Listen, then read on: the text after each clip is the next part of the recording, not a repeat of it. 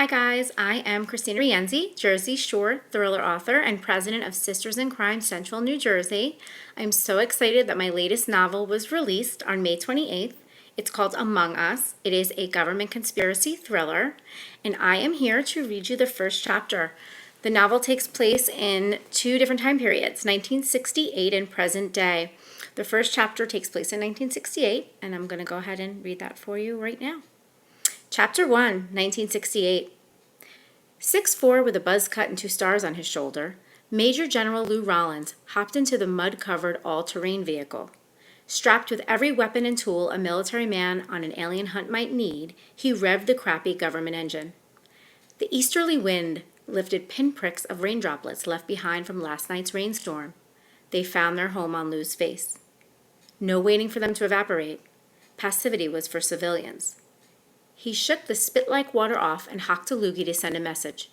Never mess with an armed man on a badass far-out mission. Lieutenant General Dowd's leathery face flashed before Lou's mind's eye. He grunted. An invisible scar where Army career suicide had pressed the barrel of an M14 to his temple niggled at him. His credibility was about to bleed out on the side of Highway 35. It was worth every AB-positive pint.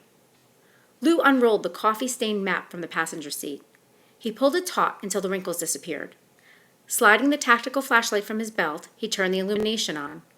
The thin paper appeared translucent against the darkness. He traced his finger along the route from where he was to where he needed to be. His sense of direction was stellar. Lou was a human compass, reading the stars to find his way at night. The map verified his hunch. Due west. No stinking wood fibers would make a bit of difference. It was time to trust his gut and the universe. He pressed the gas and plodded along the uneven land. If evidence of those bastards existed, he would be the one to find it. He didn't give a rat's ass if it was those little gray men. Shit, he would take anything inhuman, with or without a heartbeat, whether they had hearts or not. And he meant anything.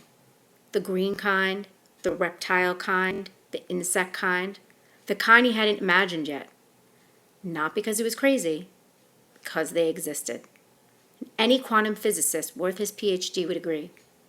Tonight was Lou's one shot to prove to those pompous assholes whose butt cheeks were sewn together that they didn't corner the market on intelligent life in the universe. Not a chance in holy hell. White-knuckling the steering handles, Lou slammed his size 12 boot on the gas pedal. His 2 front tires barely jumped before landing back on the marshy ground with a splash. Mission popping a wheelie for kicks had failed. The damn UFO had crashed in the worst possible spot. 3 miles from the ocean, knee-deep in the wetlands after an East Coast deluge bordering on a tsunami. His pulse quickened. Sure as shit, a futuristic disc-shaped invader belonging on the other side of the universe could be taking a nap in his backyard. The urge to yell yeehaw nearly took over. He threw his shoulders back instead. No mountain man here. Strictly highbrow army all the way, although his deviant shadow self disagreed. Lou strategically maneuvered the military vehicle through the thick molasses of terrain at sloth speed. He was getting nowhere fast. Soggy soil devoured what was left of the tread on his oversized tires. He rose and sank along with the ATV as if he was driving over a wet sponge. The topography betrayed him big time. He punched the dash. Speed, force, anything was better than trudging through the sloshy territory. He hit the pedal to the floor, pushing the ATV to his breaking point. Instead of gaining ground, the driver's side tire hit a log buried below the quicksand like dirt. For a split second, the vehicle skidded into a fishtail. The back tires swung out scarcely enough behind Lou to half dump him into the mess below. He hung onto the side of the truck like a monkey in a tree. Heaving his torso back up to the wheel, the massive bicep he had grown in the weight room came in handy. He struck the side of the road pig with his boot as clumps of earth propelled into the darkness. Back upright and focused, the nervous rush had him seeing stars. Lou blinked a few times until his vision cleared. A puffed-out chest later, he regained control of the hunk of metal and rubber. Squelching over the landscape, he closed in on his bullseye inch by inch. When he had gone about 100 feet, he slowed to a stop. Gangs of crickets cried aloud in a cacophony of distant chirps. Squirrels scampered frantically through the trees. They weren't running away from the crowd. Adrenaline rushed through his veins. Closer than he had ever been to a possibly otherworldly object, he lifted the night vision binoculars to his eyes. The moon glinted off a spark of silver shrouded by oversized trunks and branches. Was it a plane or a spaceship? He couldn't tell. Only a sliver of the crash site was visible through the dense wood. No wings protruded. No tail lifted from the darkness. No lights. No sounds. No gases, flames, or screams. He caught a glimpse of the only observable section from his vantage point. A curve like a bubble, possibly a disc, was nothing like he had ever seen on a plane, be it private, commercial, military, or otherwise. Lou's mouth went dry. He swallowed to create natural saliva. His tongue was like a dehydrated prune. What was he thinking, refusing to take a partner on this mission? He had no idea what he was up against. Damn cocky ego refused company. He wanted all the credit, Army suicide or not. If he were smart, armed forces leader he had been trained to be, he would have acquiesced. Maybe Dowd had the answer already, and Lou was simply the chump. He shrugged off his discontent, inhaled the moist air, and jerked the side-by-side around a group of trees. Turning left toward the moonbeam's only reflective target, for the first time in his life, he hoped he didn't see what he wanted to see most. As Lou got closer to confronting the object face to face, his stomach clenched. If someone or something were inside the craft and alive, he would really drop a load in his pants this time.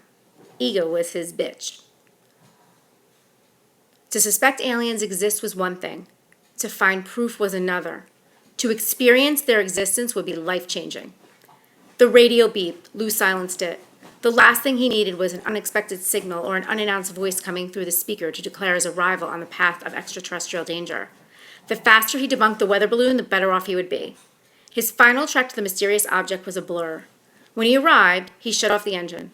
Thick woods wrapped him in an eerie blanket of silent darkness. Soundlessness defied all logic. Fear of the unknown hung in the air like a curtain. Lou wouldn't speak. Whatever was out there might hear him. He fell back in his seat. No longer standing, he drew in a breath as if it were his last. It might be. Lou narrowed and widened his eyes in rapid succession. His vision alone couldn't be trusted. Awe and fear swirled inside his gut like marble rye. An honest-to-God illusion stared back at him. Mouth agape in wonder, he reached for his radio without breaking his stare on the thing that couldn't exist, but did. I hope you enjoyed the first chapter of Among Us. You can find it and all of the information about me and my books at KristinaRienzi.com. That's Kristina with a K, Rienzi, Rienzi.com. Thank you, guys.